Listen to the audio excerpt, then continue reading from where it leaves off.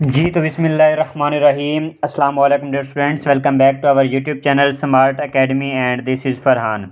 जी तो dear students, हमारे Pakistan air force के एयरमैन के इनिशियल टेस्ट की प्रिपरेशन सीरीज़ चल रही थी, जिसमें हम प्रिपरेशन करवा रहे हैं aerotech sportsman, PFNDI, fire fighter, medical assistant, MTD, IT assistant and इसके अलावा चाहे आपने किसी भी पोस्ट पे आपने अप्लाई किया हुआ है तो सब के लिए ये वीडियो इंपॉर्टेंट होने वाली है, बहुत ज़्यादा इंपॉर्टेंट होने वाली है। आपने वीडियो को एंड तक वॉच करना है और कहीं से भी स्किप नहीं करना। अभी मेरा ये वीडियो बनाने का बिल्कुल भी मूड नहीं था, क्योंकि आप लोग जो है ना बिल्कुल भी सपोर्ट नहीं करते, ना ही चैनल को सब्सक्राइब कर रहे हैं और ना ही जो है ना वीडियो को लाइक और शेयर कर रहे हैं, कुछ भी मतलब आप शो नहीं कर रहे। तो मेरा बिल्कुल भी मूड नहीं था, मैंने कहा आपसे जो है ना आपके लिए बिल्कुल मैं वीडियो अपलोड नहीं करूँगा। जब टेस्ट स्टार्ट होंगे फिर जो है ना आपके मैसेज आ रहे होते हैं कि अभी जो है ना हमने तैयारी करनी है, तो अभी से आप तैयारी करें। मैं आपको ये नहीं कह रहा कि आप हमारा सेशन ज्वाइन कर लें, आप यूट्यूब के ऊपर तैयारी करें, अच्छे से वीडियो को लाइक किया करें, चैनल को सब्सक्राइब करें और शेयर भी किया करें, ताकि आपको हमारी हर न्यू वीडियो मिलती रहे। ठीक है स्टूडेंट्स, तो आपने लाजमी से जो है ना हमें सपोर्ट करना है, ताकि हम आपके लिए मज़ीद इस तरह की वीडियो लेके आया करें। ये हमारी जो है ना वीडियो नंबर 15 होने वाली है। ऑलरेडी 14 वीडियोस हम आपके साथ शेयर कर चुके हैं, तो किसी पर भी जो है ना आपने कोई अच्छा रिस्पांस नहीं दिया अभी तक। ठीक है, अभी आपने क्या करना है जी, चैनल को लाजमी सब्सक्राइब करना है। इस वीडियो पर मुझे जो है ना 100 लाइक्स चाहिए। ठीक है, इस वीडियो पे मुझे 100 लाइक्स चाहिए, उसके बाद इंशाल्लाह नेक्स्ट वीडियो भी अपलोड करेंगे, वीडियो नंबर 16। और फिर इस तरह से जब तक आपके टेस्ट स्टार्ट होंगे तब तक जो है ना हम इंशाल्लाह इसी तरह से वीडियो अपलोड करते रहेंगे, आपके साथ शेयर करते रहेंगे, ताकि आपकी अच्छे से अच्छे प्रिपरेशन हो जाए।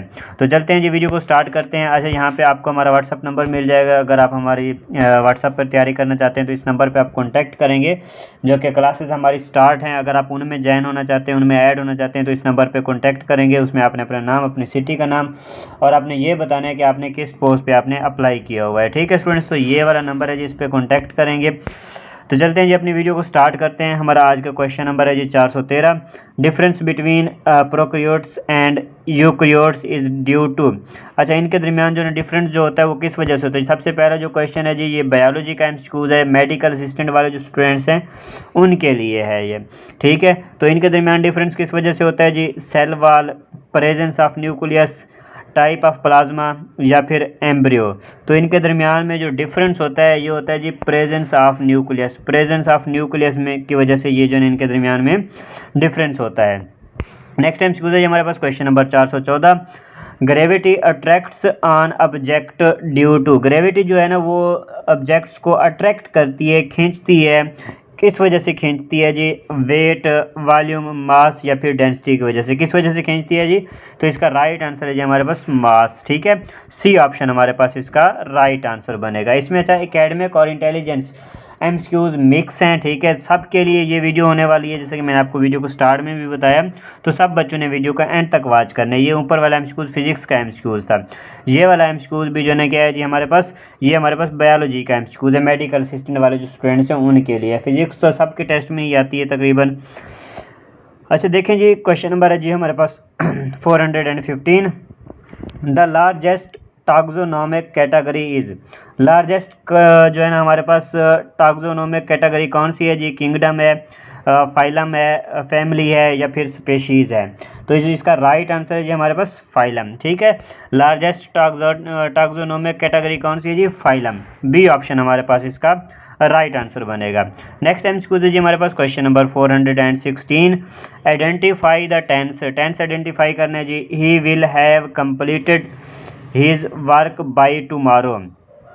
अच्छा देखें, तो आज ही हमने जो है ना एक इंग्लिश का लेक्चर दिया था, जिसमें हमने सिर्फ प्रेजेंट टेंस को अच्छे से समझा है, कंप्लीट समझा है। उसमें जितनी भी प्रेजेंट की मतलब टाइप्स होती हैं, अंदर प्रेजेंट इंडेफिनिट टेंस होता है, उसमें पॉजिटिव, नेगेटिव, इंटेरोगेटिव और नेगेटिव इंटेरोगेटिव होता है। उसके बाद प्रेजेंट कंटिन्यूअस होता है जी, परफेक्ट होता है, प्रेजेंट परफेक्ट कंटिन्यूअस होता है। तमाम के तमाम हमने उसमें समझे थे। तो इंशाल्लाह कल भी हम इसी तरह से एक लेक्चर बनाएंगे, जिसमें हम पास्ट का जो है ना वो शेयर करेंगे, और इसी तरह से नेक्स्ट जो हमारा लेक्चर होगा इंग्लिश में वो फ्यूचर को होगा। फिर इस तरह से पैसिव वॉइस, एक्टिव वॉइस और जो है ना उसके बाद जो है ना हम डायरेक्ट इनडायरेक्ट, तो ये सारे के सारे हम कवर करेंगे। जिन बच्चों ने क्लासेस ज्वाइन करनी है तो जल्दी से आ जाएं। ठीक है, टाइम वेस्ट नहीं करें। जितना ज़्यादा आप लेट होंगे उतना ज़्यादा आपके लिए मुश्किल होगी फिर जो है ना सिलेबस को कवर करना है, क्योंकि इसमें जो है ना सबसे मुश्किल टेस्ट जो होता है वो इंग्लिश का होता है।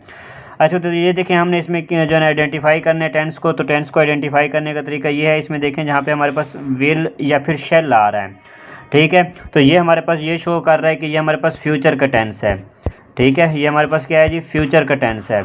और फ्यूचर का कौन सा टेंस है, अब फ्यूचर में भी तो 12 कैटेगरीज और हैं, ठीक है, फ्यूचर के अंदर भी 12 कैटेगरीज हैं, तो वो भी हमने आइडेंटिफाई करनी है कि कौन सी कैटेगरी का होगा। अच्छा, इसके साथ देखें क्या है जी, हैव लगा हुआ है, ठीक है, विल हैव, तो इसका मतलब ये है कि ये हमारे पास जो है ना फ्यूचर परफेक्ट का टेंस है, ठीक है, फ्यूचर परफेक्ट टेंस है। तो हमने ये पढ़ा था कि जहाँ पे हैव या फिर हैज़ आ जाता है वो हमारे पास क्या होता है जी, वो हमारे पास परफेक्ट, उसमें वर्ड यूज़ हो जाता है कि हमारे पास परफेक्ट का टेंस होगा। बाकी आगे पीछे देख के हम यहाँ पे जो है ना उसको आइडेंटिफाई करेंगे। तो देखें विल हैव आ गया ना, उसके बाद देखें अगर यहाँ पे ING वाली कोई बीन फॉर्म वगैरह होती तो हम कहते हैं कि ये जो है ना परफेक्ट कंटिन्यूअस टेंस है। तो ये हमारे पास कौन सा जी, हमारे पास फ्यूचर परफेक्ट का टेंस है, ठीक है, डी ऑप्शन हमारे पास इसका राइट आंसर बनेगा। ही will have completed his work by tomorrow, ठीक है, बाय टुमारो, टुमारो भी जहाँ पे आ जाए तो ये भी ये चीज़ शो कर रहा होता है कि ये अभी मुस्तकबिल की बात हो रही है, टुमारो कहते हैं आने वाले कल को, तो ये चीज़ भी शो कर रहा होता है। नेक्स्ट टाइम स्कूल जी हमारे पास question number 417, cos theta is equal to, cos theta किसके इक्वल है जी, perpendicular, hypotenuse, hypotenuse over base, base over hypotenuse, या फिर परपेंडिकुलर ओवर बेस। तो इसका जो राइट आंसर है हमारे पास वो है जी बेस ओवर हाइपोटेनियस, ठीक है, सी ऑप्शन हमारे पास इसका राइट आंसर बनेगा। नेक्स्ट टाइम स्कूल जी question number 418, the important and visible part of the microcell is. अच्छा, इम्पॉर्टेंट और विजिबल पार्ट जो है जी माइक्रोसेल का, इसको क्या बोला जाता है, माइटोकॉन्ड्रिया, न्यूक्लियस, राइबोसोम, या फिर साइटोप्लाज्म। तो इसका जो राइट आंसर है वो है जी हमारे पास न्यूक्लियस, ठीक है, न्यूक्लियस क्या है जी, important and visible part of the microcell है, बी ऑप्शन हमारे पास इसका राइट आंसर बनेगा। नेक्स्ट टाइम स्कूल जी question number 419, if cat is coded as. अच्छा देखें जी, कैट को किस तरह से कोड किया गया है, इस तरह से कोड किया गया है जी, DBU। How would dog be coded, तो डॉग को जो है हम किस तरह से कोड करेंगे, तो सबसे पहले देखें इस कोड को समझना है आखिर ये किस तरह से कोड हुआ है। तो देखें सी को यहाँ पे जो है ना डी के बराबर जो है रखा गया है, ए को जो है ना बी के हिसाब से, और टी को जो है ना यू के हिसाब से रखा गया, मतलब हमने उसके जो है ना नेक्स्ट वाला जो अल्फ़ाबेट है वो हमारे पास उसका आंसर होता है, ठीक है। तो इसी तरह से देखें डॉग, डी के बाद क्या होता है जी, डी के बाद ई होता है, ओ के बाद क्या होता है जी, पी होता है, और जी के बाद एच होता है। तो हमारे पास क्या बन रहा है जी, EPH, कहाँ पे है, EPH, सी ऑप्शन पे है हमारे पास, सी ऑप्शन हमारे पास इसका राइट आंसर बनेगा, ठीक है, EPH, C option. Okay students, next time school की तरफ चलते हैं जी। हमारे पास क्वेश्चन है जी question number 420, in binomial nomenclature the first letter of genus is. अच्छा, बाइनोमियल नॉमेनक्लेचर में जो फर्स्ट लेटर है जी जीनस का, ये कौन कैसे इसको लिखा जाता है जी, स्मॉल लेटर होता है जी, कैपिटलाइज्ड लेटर होता है, इटैलिसाइज्ड लेटर होता है, या फिर अंडरलाइंड होता है। तो इसमें जो है ना हमारे पास जो इसका राइट आंसर है वो है जी कैपिटलाइज्ड। उसका मतलब जो पहला लेटर होता है वो क्या होता है, बड़ा होता है, जैसे कि ये हमारे पास देखें बड़ा कैपिटल ए है, ये हमारे पास कैपिटल बी है, ये हमारे पास कैपिटल सी है। तो मतलब इस तरह से जो है ना उसका जो पहला लेटर होता है वो इस तरह से लिखा हुआ होता है।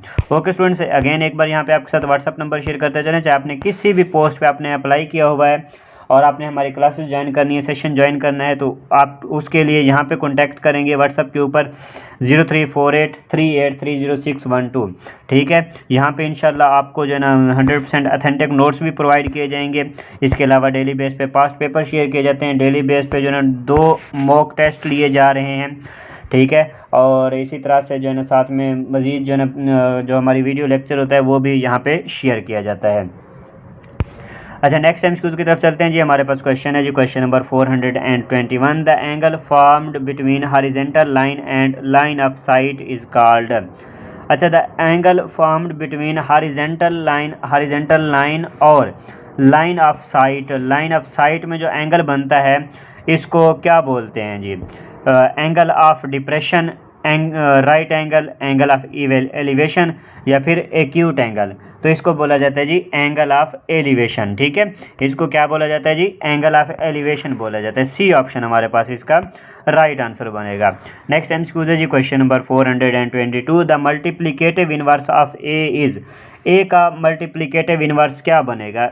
अच्छा, मल्टीप्लिकेटिव इनवर्स वो होता है जब मतलब मल्टीप्लिकेटिव इनवर्स की बात कर रहे होते हैं तो मल्टीप्ली, जैसे कि ये मल्टीप्लाई से आ रहे हैं, तो जब हम इनको आपस में मल्टीप्लाई करें तो हमारे पास आंसर उसका 1 होना चाहिए। हमें एक ऐसा नंबर चाहिए होता है। तो देखें जैसे कि हमारे पास ये है जी ए है, तो हमें क्या चाहिए, हमें 1/a चाहिए है। जब हम इनको आपस में मल्टीप्लाई करें तो हमारे पास क्या जी, ये ए इससे कट जाएगा, हमारे पास क्या 1 बच जाएगा। तो देखें जब हम इस 1/a को सीधा करेंगे तो ये हमारे पास क्या बनेगा जी, ए इनवर्स बनेगा, ए की पावर -1 बनेगी। ठीक है, तो देखें ये हमारे पास इसका आंसर होगा बी ऑप्शन। ठीक है, बी ऑप्शन हमारे पास इसका राइट आंसर बनेगा। नेक्स्ट एमसीक्यू है जी question number 423, when the sum of two angles is 180 degree they are called. अच्छा, जब दो एंगल्स का जो मजमुआ है वो 180 डिग्री होता है तो इसको क्या बोला जाता है जी, कंप्लीमेंट्री एंगल बोला जाता है जी, सब वर्टिकली अपोजिट, या फिर सप्लीमेंट्री एंगल्स, या फिर एक्यूट एंगल्स। तो इनको बोला जाता है जी एक्यूट एंगल। ठीक है, इनको क्या बोला जाता है जी, सप्लीमेंट्री एंगल्स बोला जाता है। सी ऑप्शन हमारे पास इसका राइट आंसर बनेगा। जब 180 डिग्री होती है जी दो एंगल का मजमुआ तो इसको क्या बोला जाता है, सप्लीमेंट्री एंगल्स बोला जाता है। सी ऑप्शन हमारे पास इसका राइट आंसर बनेगा। नेक्स्ट एमसीक्यू है जी question number 424, the thermal conductivity of air is, air की जो है थर्मल कंडक्टिविटी की कैसी होती है जी, लो होती है, मीडियम होती है, हाई होती है, या नन ऑफ दीज। तो इसका जो राइट आंसर है वो होती है लो। ठीक है, लो होती है thermal conductivity of air. Next MCQ है जी हमारे पास question number 425, movement that requires energy occurs in the form of. अच्छा, एक ऐसी मूवमेंट जिसको एनर्जी रिक्वायर होती है, ये किस फॉर्म में होती है जी, एटीपी, डिफ्यूजन, ऑस्मोसिस, या फिर एक्टिव ट्रांसपेरेंट। तो एक्टिव ट्रांसपोर्ट, तो इसका जो राइट आंसर है वो है जी हमारे पास एक्टिव ट्रांसपोर्ट। ठीक है, movement that requires energy occurs in the form of active transport. D option हमारे पास इसका राइट आंसर बनेगा। नेक्स्ट एमसीक्यू जी हमारे पास question number 426, a line passing through the centre of a circle is called. एक ऐसी लाइन जो कि एक सेंटर के सर्कल से पास होती है, इसको क्या बोलेंगे जी, रेडियस बोलेंगे, कॉर्ड बोलेंगे, टेंजेंट बोलेंगे, या फिर डायामीटर बोलेंगे। तो ऐसी लाइन को डायामीटर बोला जाता है। ठीक है, तो ये मैं आपको थोड़ा समझा भी देता हूँ। जैसा कि देखिए ये हमारे पास एक सर्कल है और हम लेट करते हैं कि ये जो हमारे पास लाइन है ये बिल्कुल इसके सेंटर से गुजर रही है। ठीक है, इसका सेंटर कहाँ पे है जी, यहाँ पे इसका सेंटर है। अब एक ऐसी लाइन जो कि इसके सेंटर से आर पार गुजर रही है एक कोने से, ठीक है, एक कोने से दूसरे कोने में, तो ऐसी लाइन को क्या बोलेंगे जी, ऐसी लाइन को, ये इसका डायामीटर कहलाता है। ठीक है, ये जो लाइन है ये जितना भी डिस्टेंस बनेगा तो ये सारा क्या है जी, इसका डायामीटर बनेगा। और ये जो एक सेंटर से एक साइड की जो फासला है इसको बोला जाता है जी रेडियस। ठीक है, इसको रेडियस बोला जाता है। और कॉर्ड क्या होती है, कॉर्ड हमारे पास ये होती है, मतलब ये किसी भी दो पॉइंट में जो है ना हमारे पास वो जो टच करेगी, चाहे वो बराबर में डिवाइड कर रही है या नहीं कर रही। ठीक है, ये जो हमारे पास हम लेट कर लेते हैं ये भी हमारे पास क्या है जी, ये भी हमारे पास कॉर्ड बनती है। ठीक है, और इसी तरह से एक ऐसी लाइन जो कि एक सर्कल को बाहर से एक पॉइंट पे टच करे, ठीक है, जैसे कि ये इस एक पॉइंट पे टच कर रही है सर्कल को, तो ऐसी लाइन को क्या बोला जाता है, ऐसी लाइन को टेंजेंट बोला जाता है। सी ऑप्शन हमारे पास इसका राइट आंसर बनेगा। ठीक है, वैसे जो इस एमसीक्यू का जो राइट आंसर है ना वो डायामीटर है। वैसे मैं ये जो 4 ऑप्शंस और थे इसके लिए आपको मैं समझा रहा था कि इसमें जो है ना क्या क्या चीज़ सर्कल से रिलेटेड और कौन सा एमसीक्यू पूछा जा सकता है। ओके स्टूडेंट्स, नेक्स्ट एमसीक्यू की तरफ चलते हैं। हमारे पास एमसीक्यू है जी question number 427, which law states that for every action there is an equal and opposite reaction. अच्छा, कौन सा लॉ के मुताबिक जो है ना होता है कि हर एक्शन का एक इक्वल मगर अपोजिट रिएक्शन होता है। ठीक है, तो इसका Newton first law, Newton second law, Newton third law, या फिर न्यूटन लॉ ऑफ इनर्शिया। तो इसका जो राइट आंसर है वो है जी न्यूटन थर्ड लॉ। ठीक है, ये आपने पढ़ा होगा कि हर एक्शन का एक रिएक्शन होता है जो कि मिकदार में मसावी मगर सिमत में मुखालिफ होता है। तो वो कौन सा था, न्यूटन का तीसरा कानून था। यहाँ पे वही बात हो रही है। ठीक है, सी ऑप्शन हमारे पास इसका राइट आंसर बनेगा। नेक्स्ट एमसीक्यू है जी question number 428, sine square theta plus cos square theta is equal to sine square theta plus cos square theta किसके इक्वल होंगे जी, ये 1 के इक्वल होते हैं। बी ऑप्शन हमारे पास इसका राइट आंसर बनेगा। नेक्स्ट टाइम स्कूल है question number 429, odd one out. इनमें हमने जो है डिफरेंट बताना है, कौन सा डिफरेंट होगा जी, पेन, पेंसिल, नोटबुक या फिर चेयर। ठीक है, पेन, पेंसिल, नोटबुक या फिर चेयर। तो देखें यहाँ पे हमारे पास जो डिफरेंट बनेगा ना वो चेयर बनेगा। डी ऑप्शन हमारे पास इसका आंसर बनेगा। किस हिसाब से, देखें पेन, पेंसिल और नोटबुक ये तीनों क्या हैं जी, ये स्टेशनरी के आइटम है, मतलब लिखाई पढ़ाई के आइटम है। ठीक है, स्टेशनरी के आइटम है। और इसी तरह से लेकिन जो हमारे पास चेयर है ये क्या है जी, ये हमारे पास फर्नीचर आइटम इसको हम कह सकते हैं। D option. ठीक है, तो ये हमारे पास स्टेशनरी का आइटम नहीं है, इस वजह से ये डिफरेंट है और यही हमारे पास इसका राइट आंसर बनेगा। नेक्स्ट टाइम स्कूल हमारे पास क्वेश्चन नंबर 430, 9x प्लस 2 इसका अंडर रूट है जी, स्क्वायर रूट जिसको आप कह सकते हैं इक्वल टू 9। ये कौन सी इक्वेशन है, लीनियर इक्वेशन है, क्वाड्रेटिक इक्वेशन है, रेडिकल इक्वेशन है या फिर पॉलिनॉमियल इक्वेशन है। तो ये हमारे पास रेडिकल इक्वेशन है। रेडिकल किसको बोलते हैं जी, जजर को, जिसमें जिसकी इक्वेशन में जजर होता है, ये जजर जिसको आप उर्दू में जजर बोलते हैं, इंग्लिश में रेडिकल बोलते हैं, स्क्वायर रूट बोलते हैं। तो इस ऐसी इक्वेशन का क्या बोला जाता है, रेडिकल इक्वेशन बोला जाता है। सी ऑप्शन हमारे पास इसका राइट आंसर बनेगा। अच्छा, नेक्स्ट टाइम यूजर जी हमारे पास question number 431, 0.0416 can be written in the scientific notation as. अच्छा, इसको हमने साइंटिफिक नोटेशन में लिखना है। साइंटिफिक नोटेशन का लिखने का तरीका ये होता है कि हमने ना सिर्फ एक जो है ना ये हमने नंबर छोड़ के बाद उसके बाद पॉइंट लगाना होता है। जैसे कि यहाँ पे देखें, जीरो के बाद जो ना पॉइंट लगा हुआ है, हमें जीरो के बाद नहीं चाहिए, हमें 1 पॉइंट चाहिए, 2 पॉइंट या 3 पॉइंट, कुछ ऐसा मतलब नंबर के बाद हमने पॉइंट लगाना होता है। तो जब हम राइट से लेफ्ट की तरफ मूव करते हैं, ठीक है, जब हम पॉइंट को राइट से लेफ्ट की तरफ मूव करते हैं तो वहाँ पे हमारे पास जो 10 की पावर होती है वो प्लस में चली जाती है। और जब हम लेफ्ट से राइट की तरफ पॉइंट को मूव करते हैं तो हमारे पास जो 10 की पावर होती है वो माइनस में चली जाती है। ओके, तो अब यहाँ पे देखें, यहाँ पे क्या चीज़ चल रही है, अब देखें यहाँ पे पॉइंट जो ना हमने लेफ्ट से राइट की तरफ मूव करना है, क्योंकि पॉइंट जो ना वो 0.04 आ रहा है। तो हमने क्या करना है जी, इसको राइट की तरफ मूव करेंगे। 0.04 के बजाय हम यहाँ पे करेंगे जी 4.1। तो देखें हमने कितना मूव किया जी, 1 और ये 2, हमने इसको 2 मूव किया है, 2 पॉइंट हमने इसको मूव किया है। तो मतलब इसका मतलब ये है कि हम यहाँ पे 10 की पावर -2 लगाएंगे। ठीक है, क्योंकि जितना पॉइंट हम मूव करेंगे हम उतना जो है ऊपर उसकी पावर माइनस या फिर प्लस करेंगे। तो इसका जो राइट आंसर बनेगा वो बनेगा जी हमारे पास बी ऑप्शन। ठीक है, 4.16 multiply with 10⁻⁻²।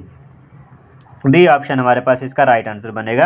Next time school जी हमारे पास question number 432, a line having both ends on a circle is called. एक ऐसी लाइन जिसके बोथ एंड्स मतलब दोनों किनारे सर्कल के ऊपर होते हैं, ऐसी लाइन को क्या बोला जाता है, कॉर्ड, रेडियस, डायमीटर या फिर टेंजेंट। तो ऐसी लाइन को हम कॉर्ड बोलेंगे। ठीक है, कॉर्ड, जो कि अभी अभी मैंने आपको पढ़ाया था, जैसे कि हमारे पास एक सर्कल है तो कोई भी लाइन जो कि एक इस सर्कल को कहीं से भी जो है किसी भी 2 पॉइंट पे टच कर रही है तो ऐसी लाइन को क्या बोलते हैं जी, कॉर्ड बोलते हैं। और जो बिल्कुल सेंटर से गुजर रही होगी तो ये हमारे पास क्या बनेगा, ये हमारे पास डायामीटर बनेगा। अच्छा, नेक्स्ट टाइम स्कूल जी हमारे पास question number 433, the mean of 3.34.579 is. तो हमने इसका जो ना मीन निकालना है। मीन का मतलब होता है हमने इसका एवरेज निकालना है। तो इसका एवरेज किस तरह से निकालेंगे, इसका एवरेज हम कुछ यूँ निकालेंगे, ये आई थिंक ऑलरेडी भी मैं इसको आपके साथ शेयर कर चुका हूँ। हमने ना क्या करना है जी, इन सबको करना है प्लस, और प्लस करेंगे उसके बाद काउंट करेंगे जी हमारे पास कितने नंबर हैं, 1 2 3 4 और ये फिर 5। तो जब हम इन सबको प्लस करेंगे और फिर 5 पे डिवाइड करेंगे तो हमारे पास इसका आंसर बनेगा जी 5.5। ठीक है, यहाँ पे लिखा हुआ जी 5.25, लेकिन इसका आंसर जो बनेगा ना वो बनेगा 5.5। सी ऑप्शन हमारे पास, या फिर हम इसको कह सकते हैं कि बी ऑप्शन, या इसको कह सकते हैं कि हमारे पास ऑप्शंस में जो है ना इसका आंसर मौजूद नहीं है। ठीक है, लेकिन इसका जो आंसर बनता है ना वो बनता है 5.5। नेक्स्ट टाइम स्कूल जी हमारे पास question number 434, sine 0 degree is equal to, sine 0 degree किसके इक्वल है जी, 1 के, 1/2 के, 0 के या 3/4 अंडर रूट के। तो इसका जो राइट आंसर है वो है जी साइन 0 0 के इक्वल होता है। और कॉज 0 जो है ना हमेशा 1 के इक्वल होगा। ठीक है, कॉज 1 डिग्री cos 0 डिग्री जो है ना 1 के इक्वल होगा।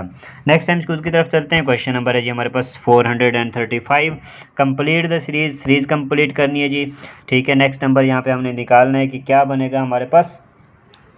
तो देखें, अगर हम 625 को 5 पे डिवाइड करें तो हमारे पास जी आता है जी 125, ठीक है। अगर हम 625 को 5 पे डिवाइड करते हैं तो हमारे पास 125 आता है। और इसी तरह से अगर हम 125 को 5 पे डिवाइड करेंगे तो हमारे पास सिर्फ 25 आएगा, ठीक है। इसका आंसर क्या बनेगा जी 25 बनेगा। डी ऑप्शन हमारे पास आई थिंक इसका बनेगा, बी या सी डी, ठीक है। तो डी ऑप्शन हमारे पास इसका राइट आंसर बनेगा, डी 25। नेक्स्ट टाइम स्कूल जी हमारे पास question number 436। Matrices do not obey the, अच्छा मेट्राइसेस जो है ना कौन से लॉ को ओबे नहीं करती हैं।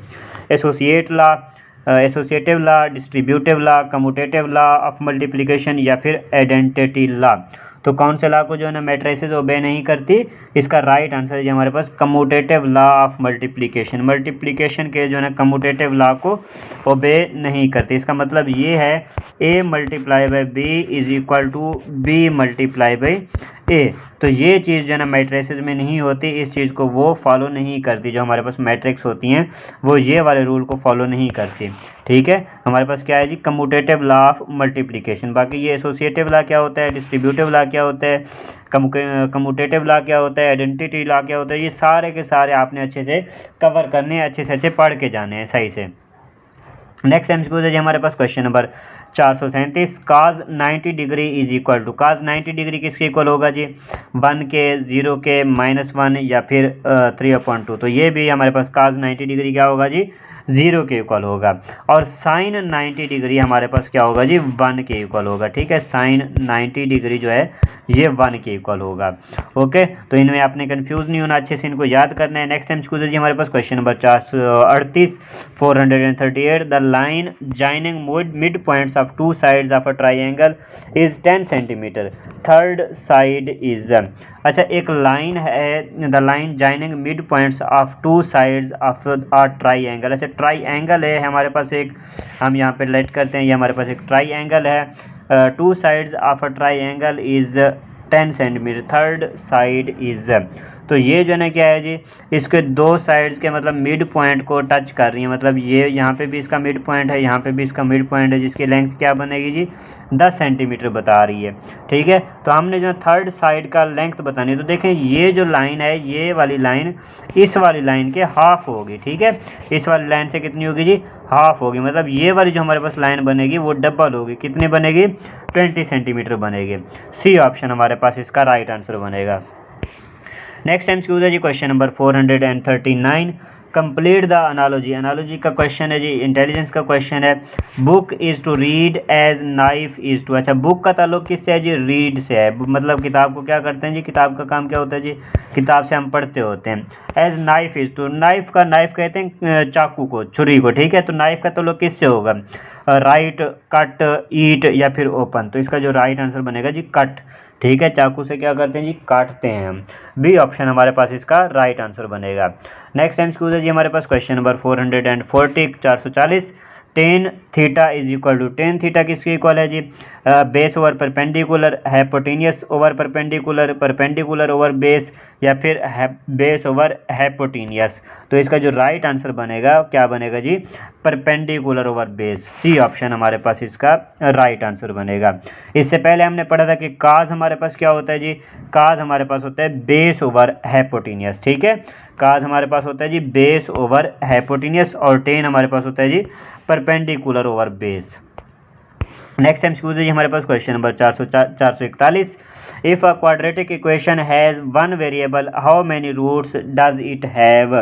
अच्छा अगर एक क्वाड्रेटिक इक्वेशन में क्या है जी सिर्फ वन वेरिएबल है, एक वेरिएबल है, ठीक है। वेरिएबल मतलब वहाँ पे जब तो सिर्फ x है या तो उसमें सिर्फ y है या फिर z है, मतलब कोई भी इस तरह का अल्फ़ाबेट है जिसको हम मतलब उसकी वैल्यू जिसकी चेंज हो सकती है, जिस ठीक है उसको वेरिएबल बोला जाता है। तो इसको हम क्या कहेंगे, इसमें मतलब कितने वो कह रहा है कि रूट्स हो सकते हैं, रूट्स मतलब कितने उसके आंसर हो सकते हैं 1 2 3 या फिर नन। तो इसका जो राइट आंसर है हमारे पास 2, ठीक है। उसमें जो है क्या है जी 2 रूट्स हो सकते हैं, 2 उसके आंसर हो सकते हैं।